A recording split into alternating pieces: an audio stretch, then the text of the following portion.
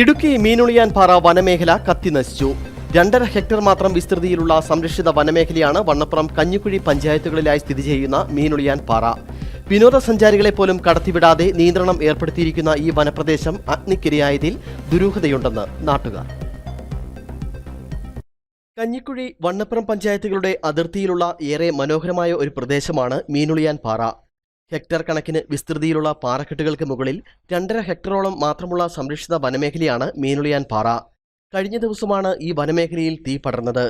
പലതരം ഔഷധ സസ്യങ്ങൾ ഉൾപ്പെടെ വനസമ്പത്തുകൾ മുഴുവൻ കത്തിനശിച്ചു.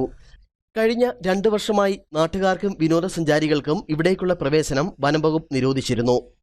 ഇടുക്കി ജില്ലയിലെ പ്രധാന ടൂറിസ്റ്റ് കേന്ദ്രമായിരുന്ന മീനുളിയാൻ പാറ 2 വർഷമായി ഫോറസ്റ്റുകാർ അടച്ചിട്ടിരിക്കുകയായിരുന്നു.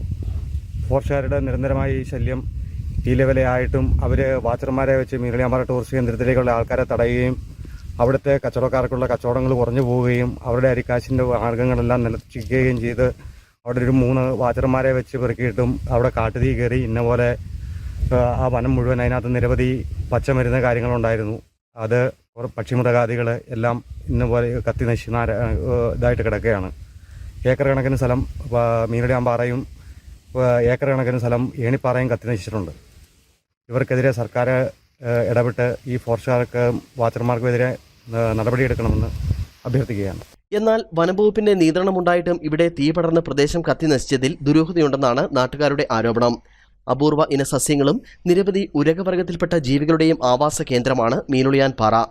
വനഭൂമി കത്തി നശിച്ചതിൽ ഉദ്യോഗസ്ഥർക്ക് പങ്കുണ്ടെന്നാണ് നാട്ടുകാർ പറയുന്നത്. ഇടുക്കി ജില്ലയിലെ ഏറ്റവും വലിയ ടൂറിസ്റ്റ് കേന്ദ്രമാണ് മീനുളിയാൻ. അതിങ്ങനെ കത്തി നശിച്ച് പോയിരിക്കുകയാണ്.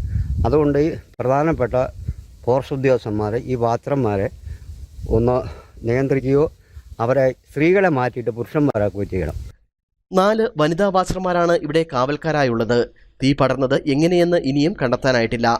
കഴിഞ്ഞ ദിവസം നീണ്ടപാറയ്ക്ക് സമീപവും തീ പടർന്നിരുന്നു. ഇത് സംബന്ധിച്ച് ഉദ്യോഗസ്ഥതല അന്വേഷണം ആരംഭിച്ചതിന് പിന്നാലെയാണ് മീനുളിയാൻ പാറയിലും ഇപ്പോൾ തീ പടർന്ന് വൻതോതിൽ നാശമുണ്ടായിരിക്കുന്നത്. News bureau, Idukki.